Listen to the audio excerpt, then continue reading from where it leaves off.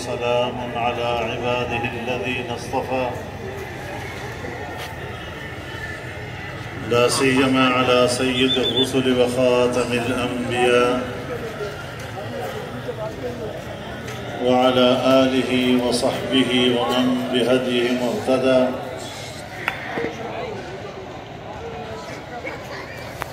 أما بعد فأعوذ بالله من الشيطان الرجيم. بسم الله الرحمن الرحيم.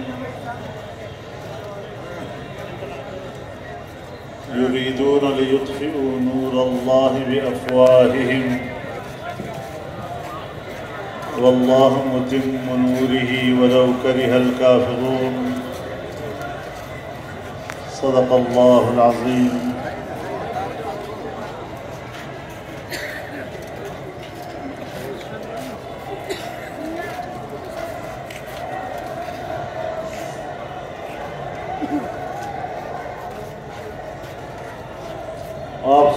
آپ سکون سے سنیں گے تو میں کہوں گا نا کچھ. آپ خاموش ہو جائیں، سکون کے ساتھ بیٹھیں.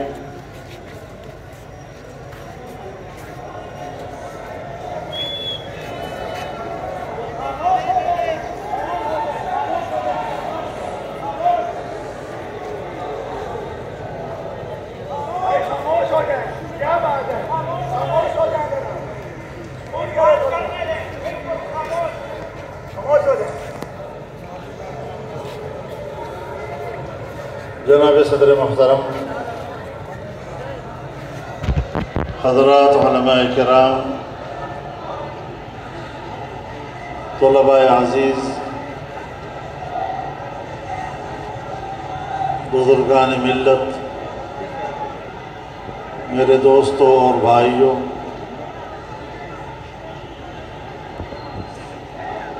میرے لیے سعادت کی بات ہے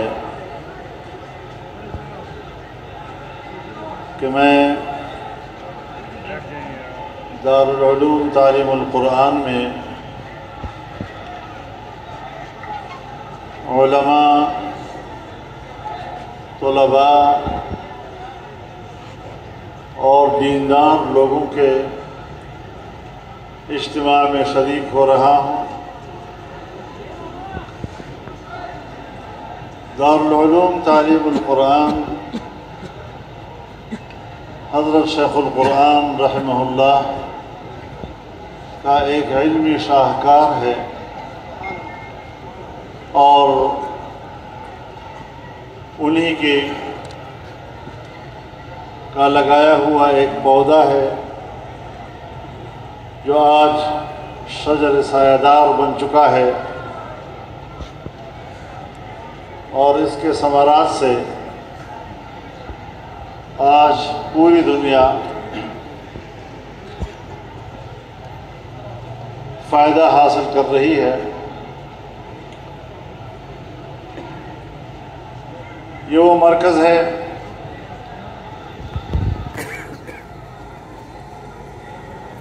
جو ہمیشہ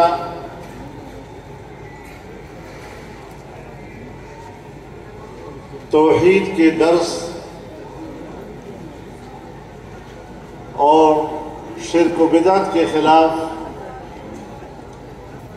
ایک کھلا محاذ رہا ہے.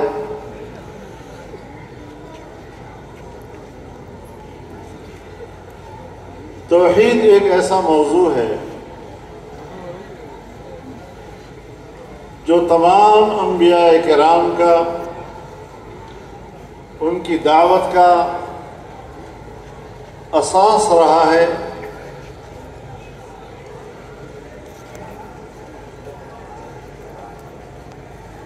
جناب رسول اللہ صلی اللہ علیہ وسلم پر یہ دعوت تمام ہو گئی.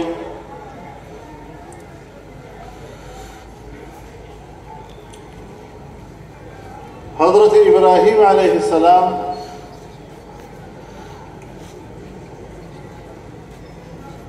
جن کی ساری زندگی توحید کے لیے گزری، بندے کا تعلق اپنے رب سے جوڑنے میں گزری،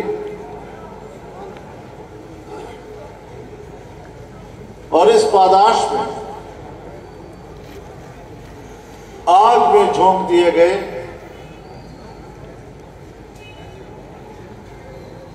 کن کن امتحانات سے گزرے، لیکن تمام امتحانات سے کامیابی کے ساتھ گزرنے کے بعد اللہ تعالی نے آپ کو امامت کبریٰ عطا کی، تمام انسانیت کے امام بنا دیے گئے۔ وَإِذِ ابْتَلَىٰ إِبْرَاهِيمَ رَبُّهُ بِكَلِمَاتٍ فَأَتَمَّهُنَّ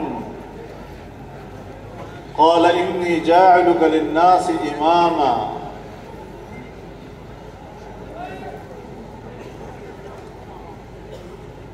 وہ پیغمبر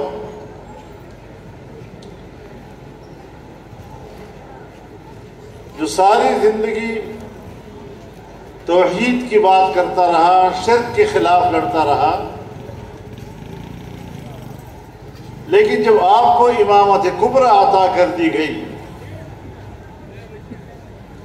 تو آپ کے گفتگو میں ذرا تبدیلی آ گئی، اور وہ تبدیلی اضافی ذمہ داریوں کی وجہ سے تھی کہ نبوت کے ساتھ امامت کا منصب بھی آپ کو عطا کر دیا گیا۔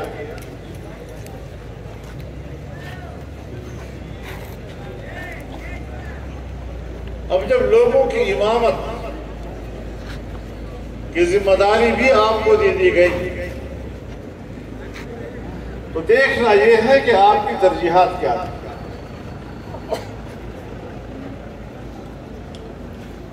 وَإِذْ قَالَ إِبْرَاهِيمُ رَبِّ اجْعَلْ هَٰذَا بَلَدًا آمِنًا۔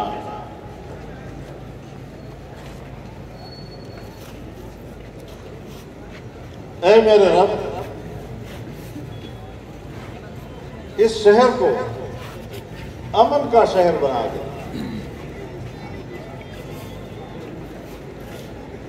اور جب امن کی بات آئے گی تو آپ یہ بات سمجھ لیں کہ تین چیزوں کو تحفظ دینے سے امن آتا ہے۔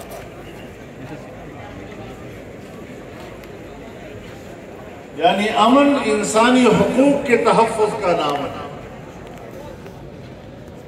جان کا حق، مال کا حق اور عزت و آبرو کا حق۔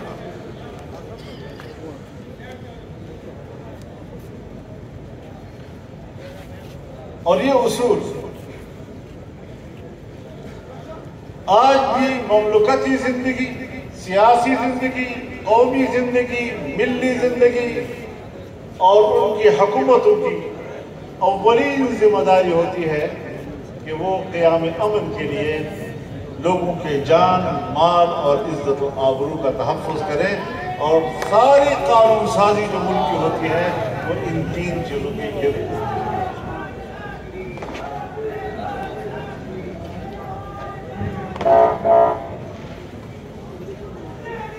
وَارْزُقْ أَهْلَهُ مِنَ الثَّمَرَاتِ مَنْ آمَنَ مِنْهُمْ بِاللَّهِ وَالْيَوْمِ الْآخِرِ۔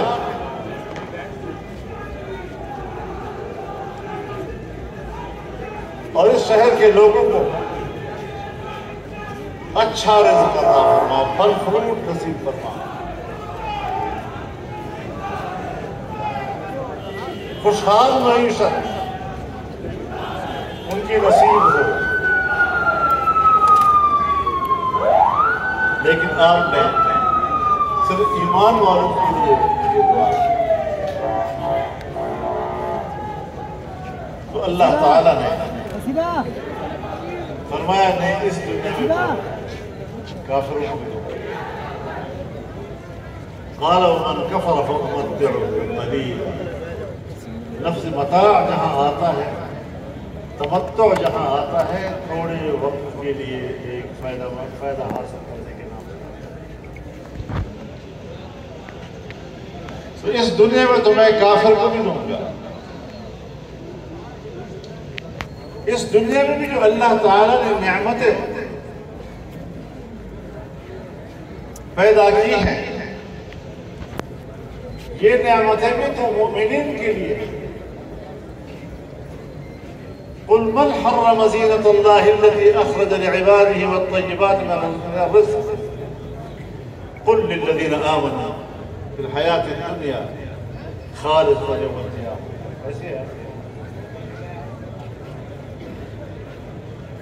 کس نے کہا تمہیں کہ یہ جو دنیا کی رونق ہے، تر و تازگی ہے، نعمتیں ہیں، یہ میں نے تم پہ حرام کی ہوں؟ یہ کس نے کہا تھا؟ کہہ دو لوگوں سے کہ یہ تو مومنین کے لیے ہے. ہاں، دنیا میں کافر بھی شریک ہوگا آپ کے، اور آخرت میں تو صرف آپ کے.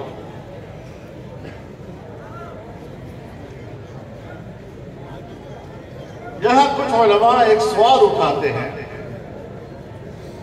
کہ دنیا کی نعمتیں بھی مومنین کے لیے ہیں. مشاہدہ یہ ہے اس وقت کہ ہمیں تو یہ نعمتیں کفار کی دنیا میں زیادہ نظر آتی ہیں. مسلمان دنیا تو نعمتوں سے محروم ہے، وہ تو بھیک مانگتے ہیں. تو یہ بات ذہن میں رہے کہ اللہ تعالیٰ نے ایمان والوں کا ذکر کیا ہے، مومنین کا ذکر کیا ہے.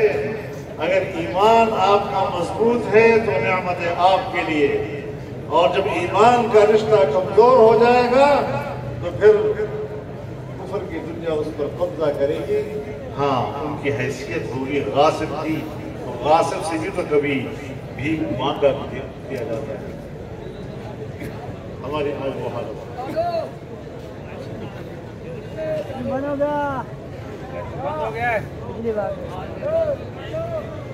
تو سب سے پہلے بنیادی چیز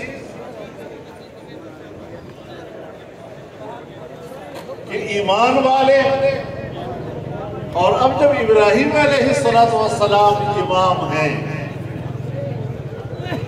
اور جناب رسول اللہ صلی اللہ علیہ وسلم نے فرمایا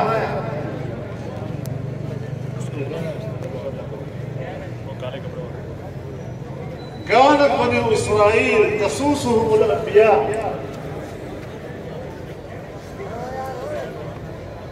كلما هلك نبي خلفه آخر.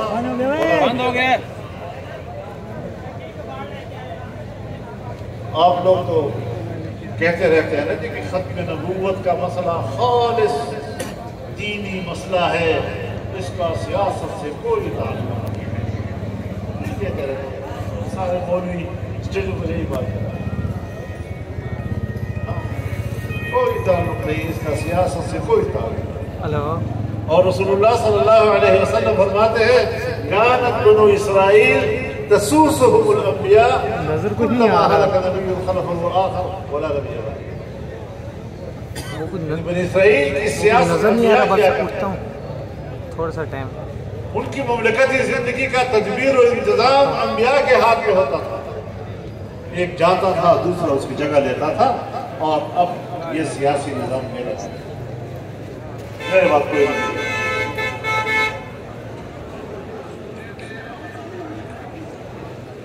تو دین اسلام کا یہ جامع پہلو یہ بھی تو مد نظر رہنا چاہیے. جب حضرت ابراہیم امام ہیں اور رسول اللہ صلی اللہ علیہ وسلم دین ابراہیمی پہ ہیں اور خود کو حضرت ابراہیم کا جانشین کہتے ہیں،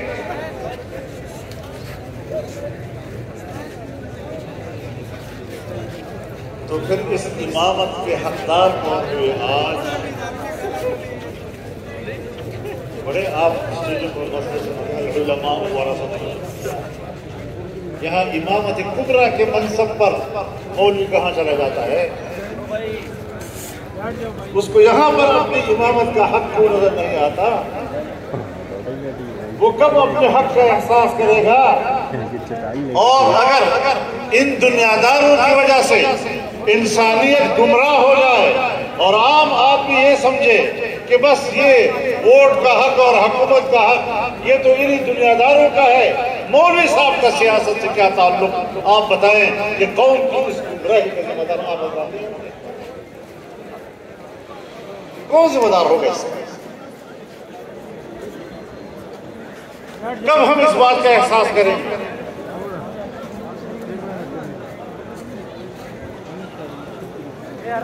اگر علماء اور آپ کے قائدین پارلیمنٹ میں نہ ہوتے، قانون ساز اداروں میں نہ ہوتے، آج آپ یہ کہہ سکتے کہ ہمارا آئین اسلامی ہے؟ تو اگر تھوڑی سی تعداد میں وہ اتنا بڑا کردار ادا کر سکتے ہیں تو یہ کردار حکومتی سطح بھی کیوں نہیں ہونا چاہیے؟ یہ فکر کب پیدا ہوگی؟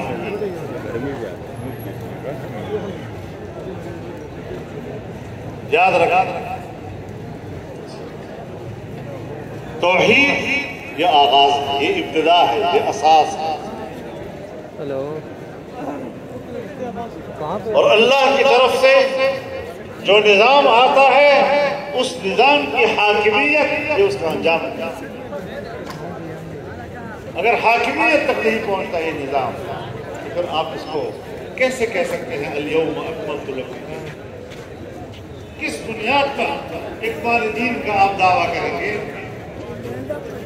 ہمارے اکابر، ہمارے علماء تشریح کرتے ہیں اس آیت میں، الیوم اکملت لکم دینکم، آج میں نے تمہارا دین تمہارے لیے،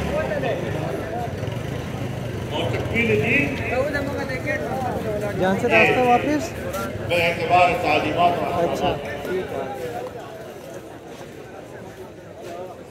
انسانیت کے لیے قرآن آخری تعلیم ہے۔ جناب رسول اللہ صلی اللہ علیہ وسلم قرآن کے اول سپارے ہیں،